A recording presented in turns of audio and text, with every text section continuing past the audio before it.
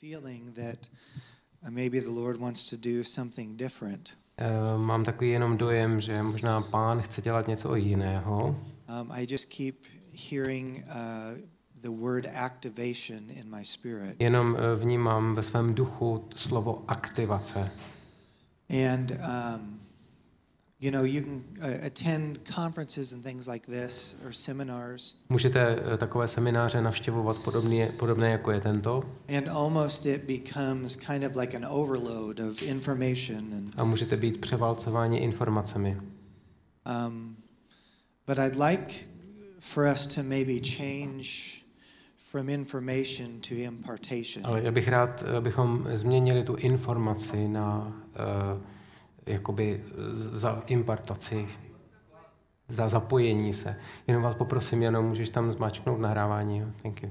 And I get this sense in my spirit. I remember in the gospel that Paul wrote. Je v jednom evangelium, co Pavel napsal, he prayed for Timothy. V dopise, co Pavel napsal, se modlí za Timotea. And he prayed that the gift would be stirred up within him. Aby byl v něm, aby rozněcoval dar, který mu byl dán. And in particular, he said it was by the laying on of hands. A konkrétně tam mluví o tom, že ten dar mu byl dán vskládáním rukou. That the gift was stirred up.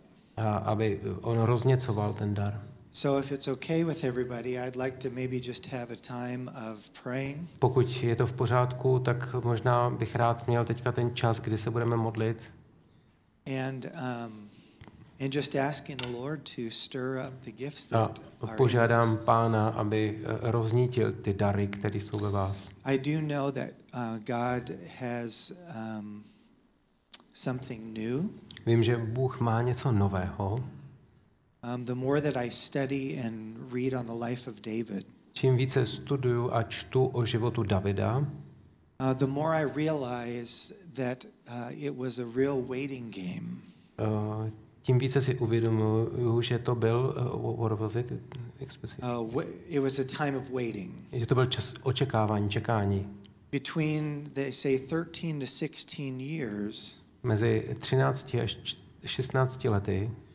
Between the time that he was anointed by Samuel. Nebo 13 až 16 let proběhlo mezi tím, než byl Samuelem pomazán. And the time that he became king. A mezi tím, když se stal králem. And even then when he became king, he was king of Judah. A i tehdy, když se stal tím králem Judeje. And the more that I just think about the life of David, tím se stal pouze králem Judeje, ale tím více přemýšlím nebo čtu o životu krále Davida. The more I realize how complex the plan of God can be sometimes. Tím více si uvědomuju, jak někdy složitý může být pro nás ten Boží plán. And I've written a couple books on his life actually. Přečetl jsem několik knih o jeho životě. And the more that I study him, a čím více o něm studuji, the more I just realize that he just didn't think like everybody else. A tím více si uvědomuji, že on nepřemýšlel tak jako každý jiný. And I get this sense that almost sometimes we might think that something's wrong with us for the way that we think. A někdy si my můžeme myslet, že je s námi něco špatně ohledně toho způsobu, jak přemýšlíme. And almost like something's wrong with us. Je to něco jako něco je s námi špatně. And I just feel compelled by the Spirit to say that nothing's wrong. A vnímám prostě takové urgenci od Ducha Svatého, abych řekl, že není nic špatně. Yes, we can grow. Ano, my můžeme růst. Yes, we can be activated with our gifts. Můžeme být aktivováni v našem daru. But our way of thinking, ale způsob našeho myšlení and our heart for God, a naše srdce pro Boha is unique to us. Je pro nás unikátní. Let me give you an example. Dám vám příklad. David is in a cave. David je v jeskyni. And he's not in a cave for what he did wrong. A není v té jeskyni kvůli tomu, co udělal špatně. David is on the run and living in a cave. Je na útěku a žije v jeskyni. Because of what he did right. Kvůli tomu, co udělal dobře. He never lost a battle. Nikdy neprohrál bitvu. He always went out and fought on the battlefield. Vždycky šel a bojoval na bojišti. He defeated the giant. Porazil obra. And everything Saul sent him to do, he did well. A všechno, kam ho Saul poslal, udělal dobře. And he was rejected for it. A byl odmítnutý za to. The whole nation, in fact, rejected him. Celý národ ho v podstatě odmítnul. And it was to the point where it almost appeared that David had finally, God had come through. A bylo to až do toho bodu v podstatě, kde to vypadalo, že prostě není cesta z toho ven. Because here he is in the cave. Tady je v té jeskyni. With 400 men. Se 400 muži. And it just so happens that Saul comes walking into the cave to use the restroom. A zrovna se děje ta věc, že Saul si přišel, aby se odskočil do té jeskyně. Can you imagine? Dokážete si představit, what those 400 men must have told David? Co těch 400 mužů říkalo Davidovi?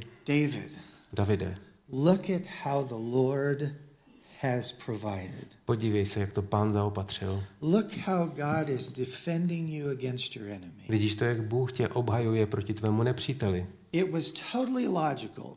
Bylo to naprosto logické.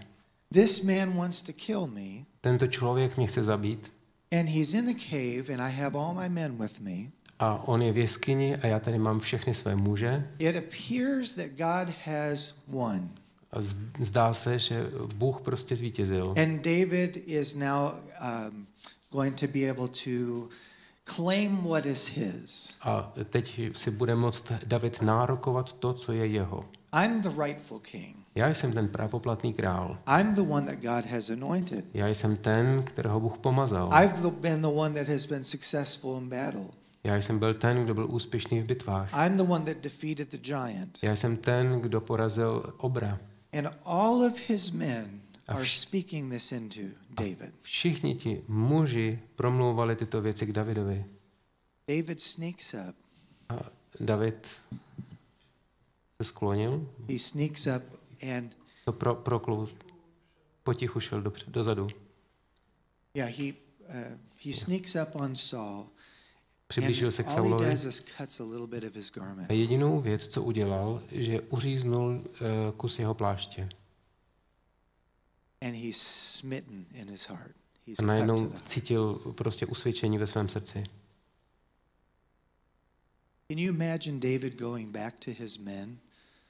Dokážete si představit, jak David přichází k tomu muži, těm mužům zpátky a říká, nemůžu zabít toho muže. I bet his men were furious. A já si myslím, že ti jeho muži byli prostě rozhoření. Why, David? Proč, Davide? Why? Don't you see that God is moving this way? Nevidíš, že Bůh prostě se hýbe tímhle způsobem? The only problem with David cutting that robe. Problém ohledně Davida, že uříznul byl ten, že uříznul plášť. Is he was cutting the future robe he was to wear. Že on uřízl plášť, ten budoucí plášť, který měl nosit. It requires some different type of thinking to Tohle accomplish vyžaduje God's plan. skutečně jiný typ myšlení, aby si naplnil Boží plány. And you might have everybody in the church and everybody with their opinion of how we do this and do that and this needs to happen. Můžeš mít různé lidi v církvi, mají různé názory, měli bychom dělat tohle, takhle by se to mělo dít. But there is a lesson of leadership. Ale je taková lekce vůdcovství, that we have to learn from David. Kterou se potřebujeme naučit od Davida. In order to understand that sometimes it doesn't make sense. Abychom pochopili, že někdy to nedává smysl. There's another time in David's life. Je jiný čas v životě Davida, where he was overheard saying that he wanted a a drink from the well in Bethlehem. kdy on zatoužil napít se ze studny v Betlémě.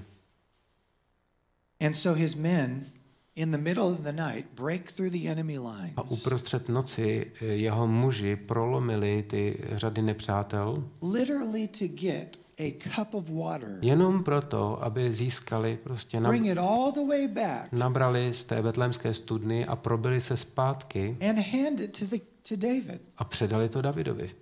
And he took a big swig of it. A on vzal tu vodu. No, he didn't. No, nenapil se takhle. No. Right in front of his men, instead of taking a drink that Místo they toho, went, aby si vzal a napil se, he pours it out. tak to vylil. Can you imagine his men being like, Dokážete si představit, jak ty muži na to koukali? what is up with that? Co s ním je, s tímhle chlapem? But he didn't think like everybody else. On nepřemýšlel tak jako každý jiný. He was a man after God's own heart. On byl mužem podle Božího srdce. He saw things a different way. On viděl věci jiným způsobem. And this is the lesson of leadership. A tohle je lekce vůdcovství. Sometimes we can't listen to certain voices. Někdy my nemůžeme naslouchat určitým hlasům. Even well-meaning people. I když to lidé s námi myslí dobře. We have to incline our ears to hear God's voice. Někdy potřebujeme prostě naklonit své ucho, abychom slyšeli Boží hlas. And do what he's telling me to do. A dělali to, co on říká mně, abych dělal. It was a lesson that Absalom didn't learn. Byla to lekce, kterou se Abšalom nenaučil. See, because Absalom took the robe from his father. Protože Abšalom vzal ten plášť od svého otce. And David, with his head hung low, leaves Jerusalem. A David se svěšenou hlavou odchází z Jeruzaléma. But all the way his men were telling him that he was the rightful king. A po celou dobu ty jeho muži mu říkali, že on je ten právoplatný král. And then he had the hecklers saying, it's because of what you did to Saul. To je to proto, co ty si udělal, pak tam byli ty, kteří tam na něj pokřikovali, to je to, pro co si udělal Saulovi a jeho domu. And David makes a statement. A David udělal prohlášení. Who knows if the Lord will return my crown to me? Kdo ví, jestli mi Pán vrátí moji korunu. And his men said, "You want me to go cut that guy's head off?" Chceš, abychom jim uřízli hlavy těm, co tam pokřikovali? He said, "It may be from God that he's heckling me. On říká, možná Bůh je poslal, aby na mě Maybe God will plead my pokřikovali. case because of what he's saying." Možná Bůh prostě bude hájit můj případ kvůli tomu, co oni říkají. David did not take the kingship. David si nevzal to království. It was given to him. Bylo mu to dáno. And when his son, since he didn't learn the lesson, his father did. A když jeho syn se nenaučil tu lekci, kterou se otec naučil, he couldn't hold on to the crown. Tak že nemůže držet si tu korunu. Because David thought differently. Protože David myslel jiným způsobem. It was taken from Absalom and it was given back to. Proto to bylo vzato od Abšaloma a bylo to dáno zpět Davidovi. There is a point that comes where we have to incline our ear to hearing God's voice. Je tady ten bod, že potřebujeme naklonit své ucho, abychom slyšeli Boží hlas. Because it doesn't always look the way we think it should. Protože to ne vždycky vypadá způsobem, jak by to si myslíme, že to má vypadat. Even at one of the lowest points in David's life. Je v jenom tom nejnižším bodě Davidova života. An assassin is sent to kill David. Asasin říká, že má zabít Davida. Now think about this. Přemýšlejte nad tím. He sneaks out the window.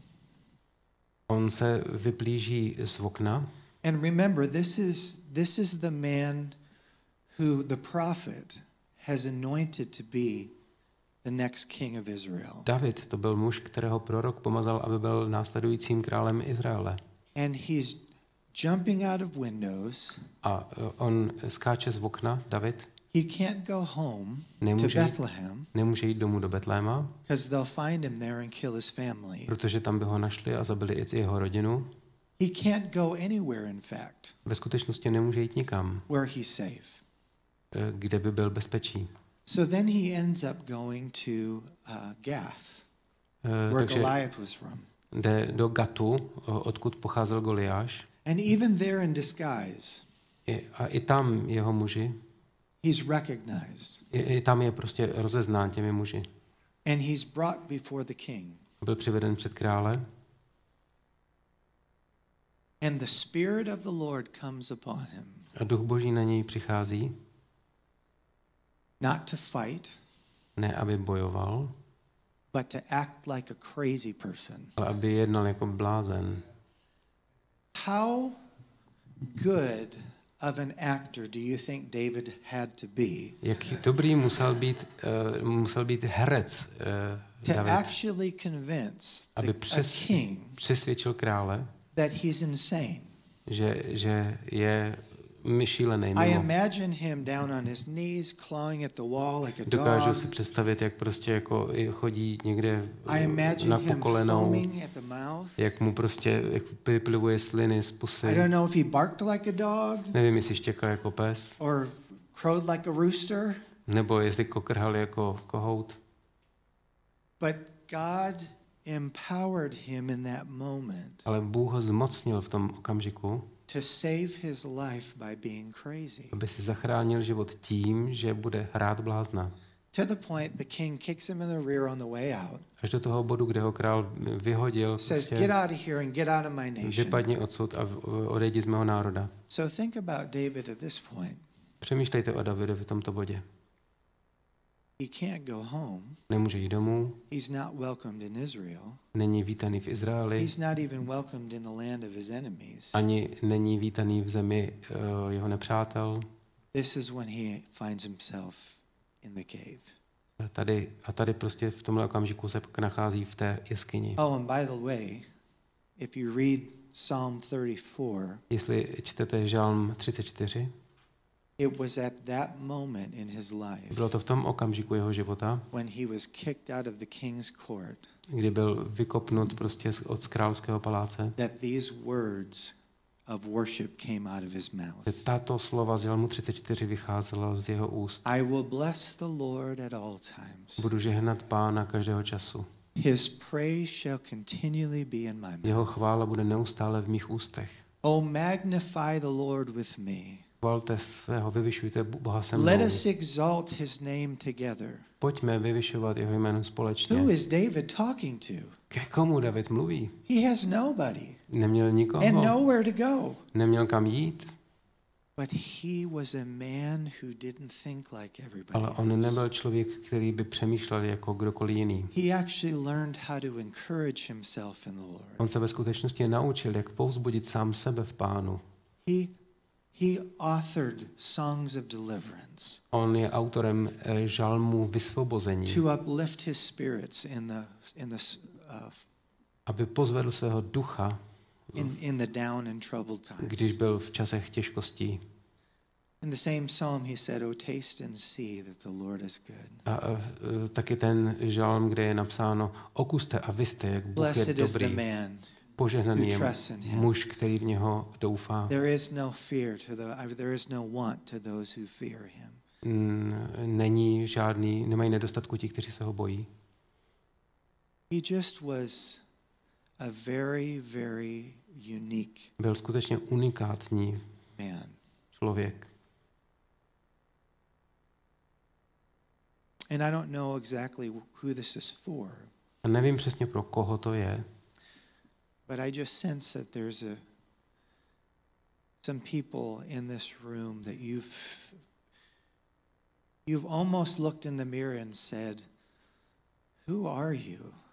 ale vnímám, že jsou tady lidé v místnosti, kteří nějak se postavili před zrcadlo a skoro jako kdybyste chtěli říct, kdo jsi. I don't understand why you don't think like everybody else and see things like everybody else. Nerozumím tomu, proč vidím věci jinak a nemyslím stejně jako ostatní lidé. And if that's you, A jestli seš to ty, I want to say that you're like David. tak chci říct, že jsi jako David. Maybe the Lord has divinely Možná, že Pán tě nadpřirozeně crafted you in a way vytvořil takovým způsobem, that you're not supposed to think like everybody že else. nemáš přemýšlet jako ostatní lidé. Maybe it's the heart of David that's inside of you. Možná, že v tobě je srdce Davida. So be encouraged Tak buď povzbuzen and walk in boldness a choď ve smělosti, because God was with David. protože Bůh byl s ním. And even when people thought he was crazy. A i když si lidé mysleli, že je blázen, Twice he had the opportunity dvakrát měl tu příležitost, to take Saul's life. aby Saula zabil. Literally walking into a sleeping camp. Doslova podruhé přišel do spícího tábora. And everybody's conked out, completely asleep. Každý úplně spal. And he sees Saul with a spear right by his head. A viděl tam Saula, který měl zabodnuté kopí hned u And hlavy. again, his generals, A znovu. two of his generals are with him and say, look at what the Lord has done. Dva z těch chlapů, generálů, co tam byli s ním, tak říkali, podívej, co Pán pro tebe udělal. But David knew if he took it, Ale David věděl, že kdyby to vzal, it could be taken away. tak by mu to bylo vzato. But if God gave it, Ale když Bůh mu to dal, it would never be taken away. tak mu to nikdo nevezme. Then finally he gets to this point A nakonec se dostává do toho bodu, where he's supposedly fighting for the Philistines. kdy má v podstatě bojovat za Filištíny. And they go to battle against the Israelites. A jde do bitvy proti Izraelcům, vlastnímu národu. And I can just see Můžu vidět. the movie unfolding. Vidím to, jak se rozvíjí ten příběh jako film. David is on a horse over here with the Philistines. David je tady prostě na koni s těmi Pelištejci. Saul's over here on a horse with the Israelites. Saul je na druhé straně na koni s těmi Izraelity. And they both fall off their horse. A oba dva prostě spadnou z koně. And the end of the movie is about to happen. A je tady konec toho filmu. It's going to be an epic battle, two swordsmen. Epická bitva. Dva muži, kteří jdou And proti David sobě. and Saul see each other on the other side of the battlefield. David vidí Saula na druhé straně toho bitevního pole. And it's slow motion, they're moving towards A teď each ten other. film prostě pokračuje v pomalým záběry. That's how I would think it should go. Takhle si myslím, že by to mělo asi vypadat. But that's not how God wanted it. Ale takhle to Bůh nechtěl. David gets to the battlefield and they say you can't fight. David se dostává na to bitevní pole a oni mu říkají, nemůžeš bojovat. Can you imagine David and Saul fighting against each other? Dokážeš si představit Davida a Saula, jak bojují proti sobě? But he's sent home, and when he gets back to Ziklag, A oni ho, ty Pelištejci, poslali zpátky a když se dostává do toho svého domovského města mezi Filištínci do toho Cyklagu, come to find out his whole family's been taken. tak zjišťuje, že celá jeho rodina byla zajatá a odvezena. And I won't get into that story, A nebudu dál prostě pokračovat v tom příběhu, but I want you to think about this for a minute. ale přemýšlejte nad tím chviličku. While David was handling things at home, David jednal s věcmi doma and he ended up getting back all that was stolen. a skončilo to dobře, že nakonec ty zajaté znovu přivedli zpět. The enemy of his enemy Jeho nepřátel was fighting, bojoval and Saul was taken down. a Saul byl zabit. There are some battles you're not supposed to fight. Jsou některé bitvy, které nemáte bojovat. Sometimes you just have to do what God is asking you to do in that moment. V tom okamžiku máte dělat jenom to, co Bůh říká, abyste dělali. And then it was after that moment A po tomto okamžiku that finally the nation came to David and said, najednou přišel jeho národ k němu a říkají, it's your time now. teď je tvůj čas. For some of you, your time is coming. Pro některé z vás váš čas přichází. Your time is coming. Váš čas přichází. God is fighting behind the scenes. Bůh bojuje za scénou. I don't know if it's family members Nevím, jestli jsou to rodinní příslušníci, or it's a calling that's on your life nebo jestli je to povolání, které je na tvém životě, or something that you've been waiting for a long time. nebo něco, na co jsi čekal dlouho. You're not crazy. Nejsi blázen, You just think differently. jenom jinak přemýšlíš. You have a heart like David Máš srdce jako and you David see uniquely. a vidíš věci unikátním způsobem. I've been told all my life, Celý život mi říkali, all my life that I'm special že jsem speciální, and zvláštní unique unikátní. And the way I think is so off. A ten způsob, jak přemýšlím, je tak mimo. I mean, when I talked about pros and cons last night, když jsem mluvil včera and the decisions that I've had to make, o těch rozhodnutích, které jsem musel udělat, and move halfway across the country with no job, a musel jsem se přestěhovat prostě přes celou zem bez toho, abych měl nějaké zaměstnání, začít církev bez toho, abych měl peníze. I mean, he's asked me to do crazy things. On mě požádal, abych dělal bláznivé věci. I remember the church in San Diego. Pamatuju si v té církvi v San Diegu. There was this one church that wanted us to merge with them. Byla tam jedna církev, se kterou jsme se měli spojit, nebo chtěla, aby jsme se s ní spojili. And as I said, we were really tight financially at that time. A v té době, jak jsem říkal, jsme na tom byli velice špatně finančně. And I prayed about merging with combining these churches. A přemýšlel jsem, zda se s nimi nespojit. And they wanted to pay me a salary. Modlil jsem se za to. Oni mi chtěli platit plat.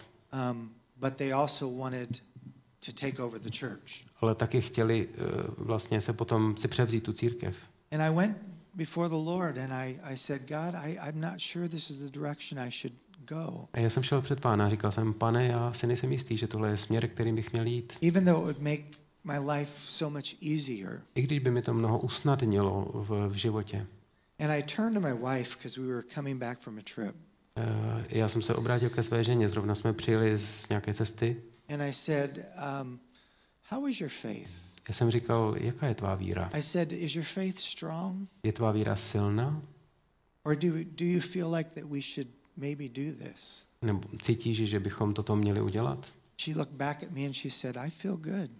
Ona se k na mě podívala a říkala, cítím se dobře. I feel like the vision God's given you is what we're supposed to walk in. Mám za to, že ta vize, co ti Bůh dal, tak to máme dělat. And something rose up in my spirit. A něco povstalo v mém duchu. And I said, well, you know what this means, right? A já jsem řekl, víš, co to znamená? What this means is that we are making God our only option. To znamená, že Boha děláme naší jedinou možností. We got back from the trip and I put my kids to bed. Přijeli jsme z té cesty a já jsem uložil děti do postele. And I went and sat on the couch with my wife and we joined hands. Sedli jsme si na gauč a chytli jsme se za ruce s manželkou. And that verse from Ephesians chapter 6 kept running through my mind. A přicházel mi na mysl stále verš z Efeským 6. kapitoly. About putting on the whole armor of God. Že máme obléci plnou zbroj Boží. And there's a part that says in there, having done all to stand. A je tam napsáno, abyste udělali všechno a zůstali stát. Just stand. Jenom stát. And that was my sermon for the next day. A to bylo mé kázání na další den. I walked into church the next morning. Do další ráno jsem přišel do církve. And actually a lady from Czech Republic. V skutečnosti tam byla dáma z České republiky, která přišla na to shromáždění, jmenovala se Mirka. She came up to me and kissed me on the cheeks. Přišla ke mně a políbila mě na obě tváře. And she'd never done that before. To nikdy předtím neudělala. And I said, "Are you okay?" She said, "I'm very good." Já jsem říkal, "Seš v pořádku?" A ona říkala, "Já jsem velmi v pořádku." Stuck out her hand. Potom vzala ruku. And when she stuck out her hand, she put a check in her hand. Dala prostě, natáhla ruku a dala tam šek. And I couldn't believe it. We were behind on our bills, we were struggling. Nedokázal jsem tomu uvěřit. My jsme prostě bojovali s financema, neměli jsme zaplacený účty. She said, God told me last night I had to give this to you. A ona řekla, Bůh ke mně mluvil včera večer, abych ti to dala. And I opened it up. A já jsem to otevřel. And it was a check for $20,000. A byl to šek na 2000 amerických dolarů. And it literally 20 dolarů v tisíc. Yeah, 20,000. And it was as if the Lord was saying, bylo to jako kdyby Pán říkal, when you make me your only option, když učiníš mě tou jedinou možností, volbou, you release me to move on your behalf.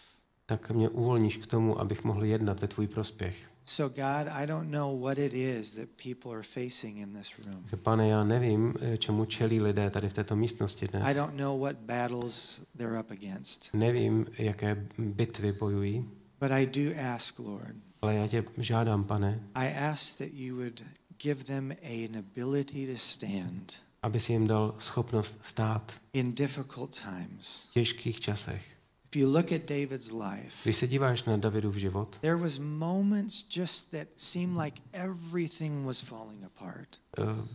byly tam chvíle, kdy to vypadalo, jako když se všechno prostě People were padá, seeking his life. rozpadá. He didn't know if he would live or die. Lidé mu usilovali o jeho život, nevěděli, jestli bude žít nebo It zemře. didn't look like the plan was ever going to happen. Vůbec to nevypadalo, že ten plán se někdy má naplnit, But he just thought differently. ale jenom myslel jinak. He just couldn't let it go. Prostě to nedokázal jen tak nechat He plavat. couldn't listen to those around him Nemohl jen tak poslouchat ty, kteří jsou kolem něj, who were even giving him the easy way out. kteří mu nabízeli tu cestu, jednoduchou He cestu, jak se had z toho to dostat ven. stand. Musel stát. Lord, would you give us the strength to stand? Pane, dáš nám sílu stát? If you're in a situation right now Jestli jsi právě v situaci, that you say, Brian, that is exactly where I'm at. I just have to stand. říkáš si, right now. Brian, to je přesně taková situace, kdy And I musím want you to zůstat stát. stand to your feet right Tak now. chci, aby ty, pokud seš v takové situaci, aby ses postavil teď na své nohy, prosím, aby ses postavil tam, kde seš.